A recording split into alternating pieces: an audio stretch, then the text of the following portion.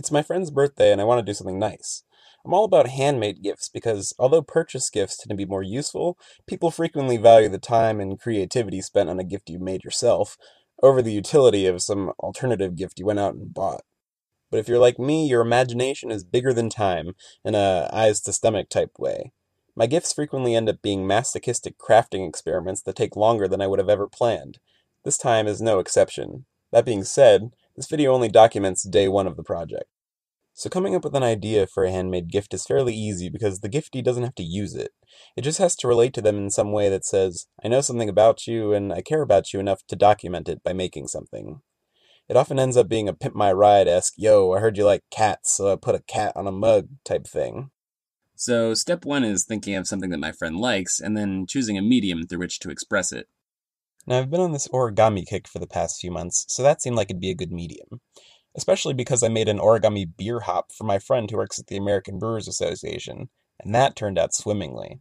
Also, the other day I came upon some awesome photos of an origami jellyfish designed by folder Beth Johnson, and jellyfish happened to be this birthday friend's favorite animal. By the way, Beth Johnson is an amazing folder and designer, and you should totally check out her stuff. I've added a link to her website below. But anyway, now I have a plan. So I go to Michael's and end up buying this cool translucent plastic wrapping paper stuff. It has a sweet refractive effect that gives it a soap bubbly, rainbowy type look. I get it thinking I can make a sweet lamp or window ornament that can catch light through it in a cool jellyfish type way. I get home though and realize that while this paper is pretty neat, it's pretty terrible for origami. I won't explain why in depth, but it suffices to say that it has to do with the rigidity and fold invertibility of the paper.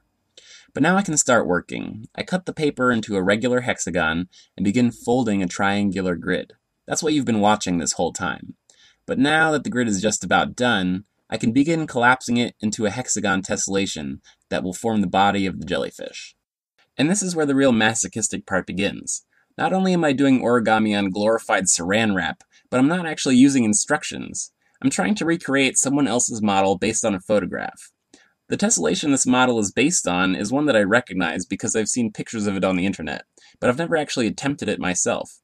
That's one of the cool things about these tessellations. Once you've done a few, you can usually figure out new ones without a diagram. That is, if you're willing to spend hours noodling with it. That's why even though a lot of time has passed since I started collapsing the tessellation, not much has happened. It's because I'm confused and frustrated.